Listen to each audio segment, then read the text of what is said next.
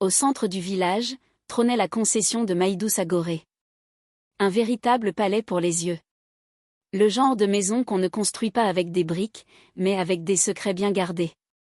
Murs en banco recouverts de peinture blanche. Portail vert qui grince comme une vieille plainte. Antenne satellite sur le toit, alors que même la radio communautaire grésillait. Maïdou Sagoré.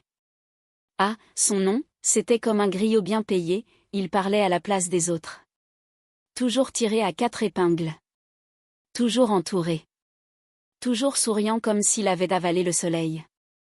L'homme n'était pas juste riche, il transpirait la prospérité. Ses boubous flottaient comme des voiles royales. Il ne portait jamais 2 fois le même. On disait que même ses sandales étaient tressées par des aveugles bénis, pour que chaque pas soit protégé par les ancêtres. Et surtout, il donnait. Il donnait comme s'il avait un puissant fond dans le cœur. Quand une veuve perdait son mari, il payait le cercueil. Quand 2 jeunes amoureux n'avaient rien pour leur dot, il offrait les pagnes, le riz, les chaises, le digi.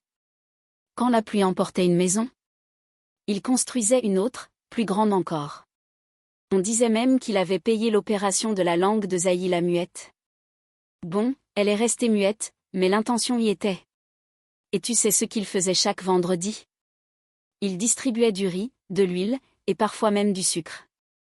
Le tout, sans rien demander. Sans rien attendre.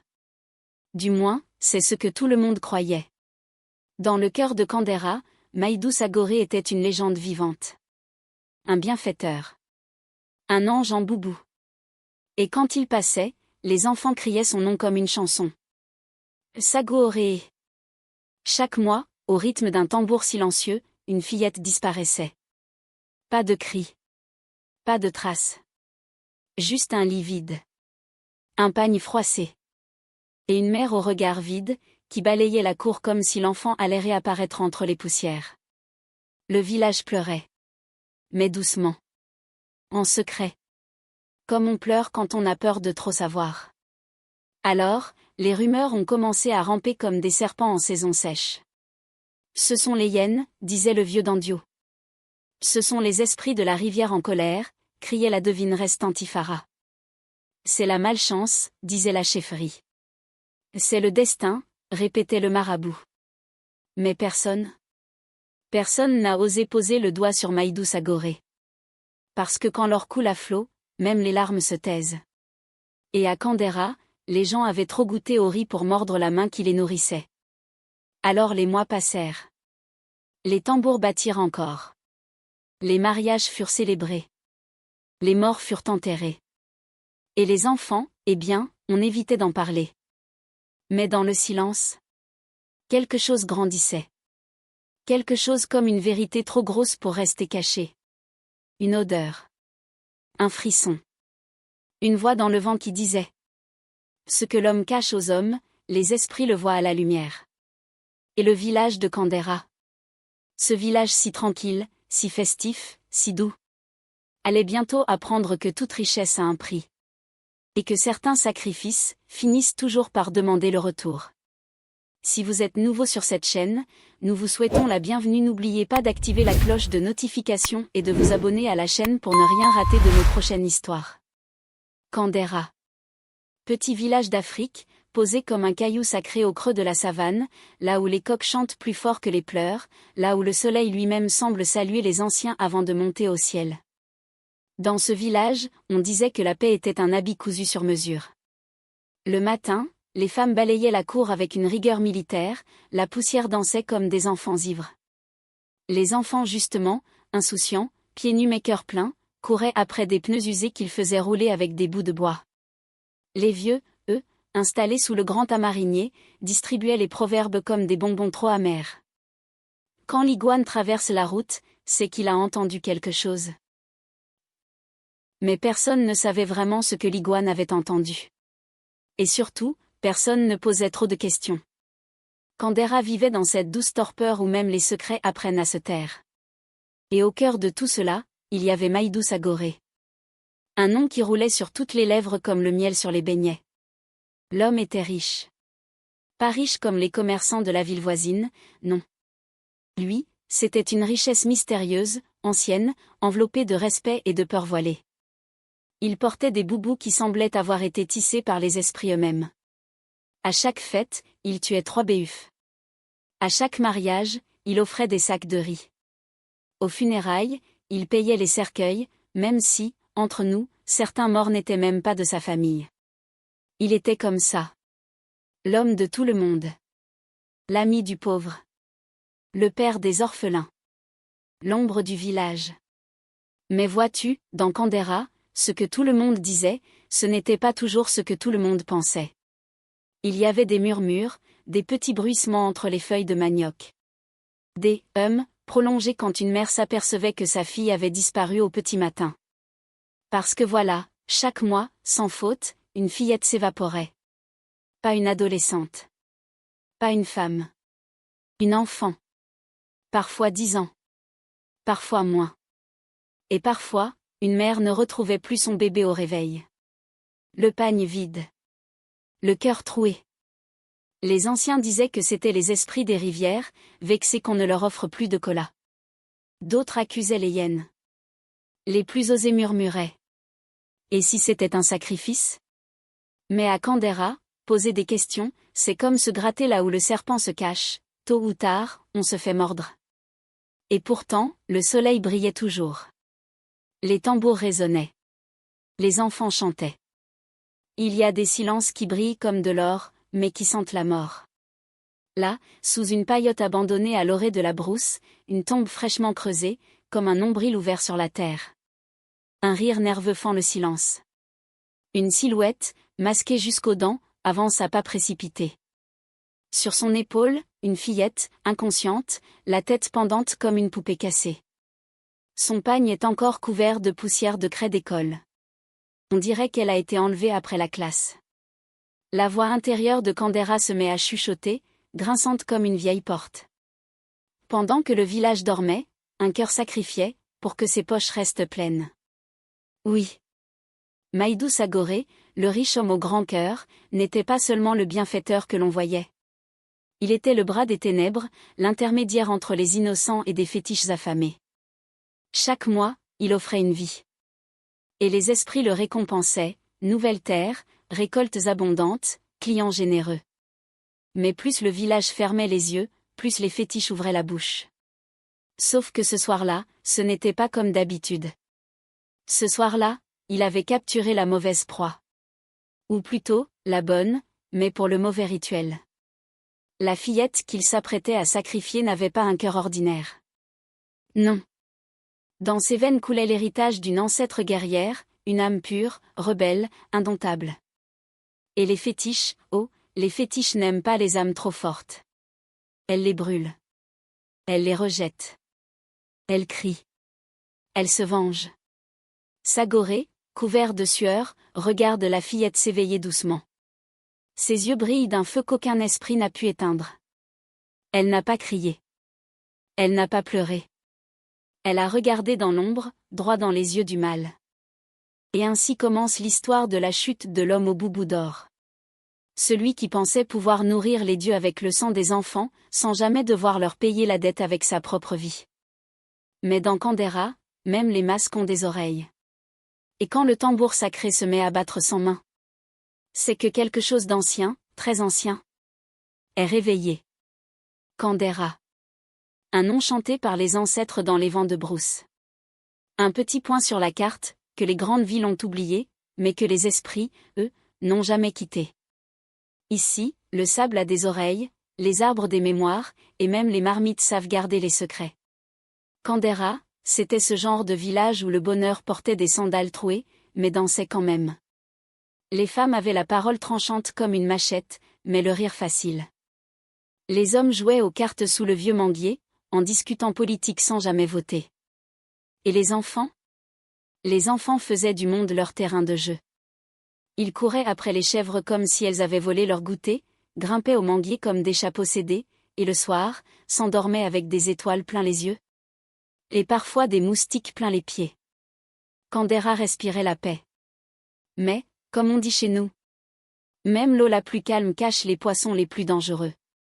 Aïcha Téné. Celle-là, ce n'était pas une enfant comme les autres. Née un soir d'orage, un cordon ombilical noué en 3 tours signe chez nous que l'ancêtre n'était pas loin. On disait qu'elle avait vu des choses avant de naître, et que c'est pour ça qu'elle regardait toujours le ciel en silence, comme si elle attendait que quelqu'un vienne lui rappeler un secret oublié. Elle avait 12 ans, mais son regard pesait comme une calebasse pleine de sens. Elle n'aimait pas parler pour rien. Quand elle ouvrait la bouche, c'était pour réciter un proverbe de sa grand-mère, Maman Ténée, l'ancienne conteuse du village. Quand le serpent sourit, c'est qu'il a déjà trouvé où mordre. Même les adultes se taisaient quand elle parlait. Elle posait des questions qui dérangeaient. Elle riait quand les autres pleuraient. Et elle priait, à sa manière. Elle ne mangeait pas de bonbons. Elle lisait les nuages. Et voilà que, ce mois-là, c'est elle que le sort désigne. Ou plutôt, que Sagoré choisit dans sa liste invisible. Un soir sans lune, comme les fétichem.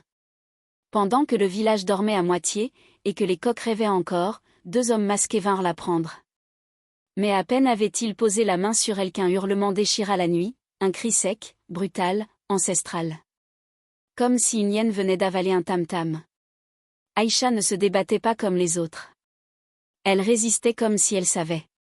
Ses yeux ne pleuraient pas. Ils transperçaient. Elle dit d'une voix grave oui, grave comme si c'était son arrière-grand-mère qui parlait à travers elle.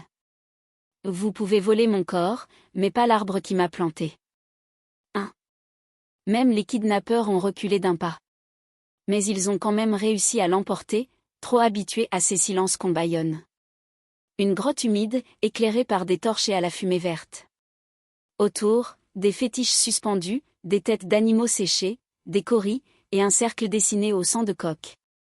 Et là, au centre, Aïcha Ténée, attachée à un poteau sacré. Sagoré entre. Le boubou plus noir que jamais. Les yeux fatigués, les mains tremblantes. Il sait que c'est le dernier mois du cycle. Que s'il rate ce sacrifice, les esprits demanderont le prix fort. Le vieux féticheur, Kurawa, déjà plus dans l'au-delà que dans la vie, commence à psalmodier. Des mots qui ne veulent rien dire, mais qui font peur. Des cris de corbeaux dans la nuit. Et puis... rien. Pas une goutte de sang. Le couteau tombe. Les chaînes se brisent toutes seules. Les masques accrochés au mur tombent au sol. Les torches vacillent comme si elles allaient s'éteindre. Un souffle glacial traverse la grotte. Et là, la voix du féticheur tonne, mais ce n'est plus sa voix. C'est une voix d'outre-brousse. Une voix de tambour frappé à l'envers. Une voix qu'on n'entend qu'une fois dans sa vie, si on a de la chance de ne pas mourir juste après. Cette âme est plus ancienne que toi, Sagoré. Elle ne t'appartient pas. Sagoré s'effondre. Il tremble comme une chèvre sous l'orage. Il comprend. Il a pêché un poisson qu'il ne pouvait pas avaler. Les fétiches refusent le sacrifice. L'autel refuse le sang. La grotte rejette la peur. Aïcha Ténée. Ce n'était pas une fillette. C'était une mémoire debout. Une réincarnation déguisée en enfant. Et dans l'ombre, les tambours commencent à se réveiller. Pas les tambours des fêtes. Les tambours de la vérité. Écrivez-nous en commentaire de quel pays vous nous suivez. Aïcha est libre. Les chaînes sont tombées comme si elles avaient honte. Et les fétiches, les fétiches. Ils tournent maintenant leur regard vers Sagoré, l'homme à la générosité dorée mais à l'âme moisie. Le vieux féticheur Kurawa s'écroule. Sa bouche s'ouvre, mais ce n'est plus lui qui parle. Une voix multiple s'élève, grave et éclatée. C'est toi que nous voulons, Sagoré. Ton or est pourri. Ton cœur est vide. Tu as goûté au sang, maintenant, c'est ton tour. Et là, Sagoré panique. Il recule. Il trébuche. Il pleure. Il promet. Prenez mes troupeaux. Prenez mes sacs d'or. J'ai même une villa à Niamey. Mais les esprits ne font pas de transactions. Ils ne connaissent ni virement bancaire ni mobile money. Ils veulent l'âme. Pas le compte bancaire. Alors ça commence. Ses cheveux tombent d'un coup, comme si la honte voulait qu'on voie son crâne. Sa peau s'assèche, prend la couleur du mil moisi. Ses mains se recroquevillent comme des pattes de crapaud. Il hurle. Il court. Il crie. Il sort de la grotte. Et le village de Kandera s'éveille sous les cris d'un homme nu comme au jour de sa naissance, les yeux retournés vers l'intérieur, le boubou déchiré, le prestige envolé. Les femmes sortent avec leurs balais à moitié levés. Les anciens tombent de leurs tabourets. Les enfants lâchent leurs billes. Tous regardent Sagoré, celui qu'on appelait le bienfaiteur des savanes, courir comme un voleur de moutons, poursuivi par une terreur invisible. L'or a tourné le dos. Le tambour ne bat plus pour lui. Dans son délire, il raconte tout. Les sacrifices. Les filles. Les nuits d'horreur. Les grottes pleines d'os. Et même le nom du premier féticheur qui l'a initié, un homme qui, selon les anciens, était mort il y a 30 ans. Le village est saisi. Mais pas surpris. Non. Depuis longtemps, les silences étaient trop lourds pour être innocents. Sagoré, l'ancien roi du riz et du bœuf gras, devient en une matinée le mendiant que personne ne veut saluer. Les enfants le fuient. Les femmes le chassent. Les anciens ferment les yeux. Il dort désormais sous l'arbre à palabres, celui où il aimait tant s'asseoir en donateur. Mais cette fois, pas d'ombre pour lui. Les esprits ont pris même le soleil. Ce matin-là, le soleil se leva plus vite que d'habitude, comme s'il voulait être témoin. Les tambours ne battent pas. Les coqs eux-mêmes chantent à contretemps. Et là, assis comme un crapaud mouillé, Sagoré, ancien roi de la générosité, est entouré par tout le village. Ses lèvres tremblent, son regard est vide. On dirait qu'il cherche une corde pour accrocher son âme, mais l'âme est déjà partie. Il parle. Il crache. Il vomit la vérité. C'était moi. C'était moi qui les prenais, les petites. Chaque lune, les esprits demandaient leur part. Sous le vieux baobab, je creusais, je chantais, je sacrifiais. Les visages se figent. Un silence plus bruyant que 1000 tam-tams s'abat sur le cercle. Certains enfants reculent, d'autres s'accrochent au pagne de leur mère. Un vieillard tombe à genoux. Une femme se met à hurler le nom de sa fille disparue. Puis vient la colère. Brûlons-le. Faisons de lui du charbon. Crie un jeune forgeron, les yeux injectés de rage. Non. S'il brûle, les esprits fuiront avec lui. Il doit payer ici, sur cette terre qu'il a souillée. Réplique la doyenne du village, Maman Gounadi, la gardienne des proverbes. Le jugement est immédiat. Il n'y a pas de juge, pas d'avocat. Seulement la vérité, nue et fumante. On décide. Sagoré est banni à vie. Ses maisons seront détruites. Ses terres, purifiées avec du sang de chèvre noire. Ses vaches, offertes aux orphelins. Et ses anciens griots, réduits au silence. La nuit suivante, on brûle ses objets de culte. Les masques, les tambours ensorcelés, les fétiches, même ses chaussures, tout y passe. Le feu crépite avec une rage joyeuse. Les enfants crient de joie. Les mauvais tambours sont morts. Et Sagoré? On lui donne une calebasse vide et une natte déchirée. On l'envoie marcher vers le nord, là où plus personne ne connaît son nom. Il quitte Kandera pieds nus, sale, hagard, seul, sous le regard de ceux qui l'avaient charmé avec du riz. Mais trahi avec du sang. Et le village? Il respira. Enfin. Mais il ne dansa pas. Pas tout de suite. Le village de Kandera avait retrouvé son calme. Le vent passait à nouveau entre les feuilles sans qu'aucune voix d'ancêtre ne vienne grincer au passage. Les nuits étaient redevenues noires, mais sans cri. Quant à Sagoré. Ah!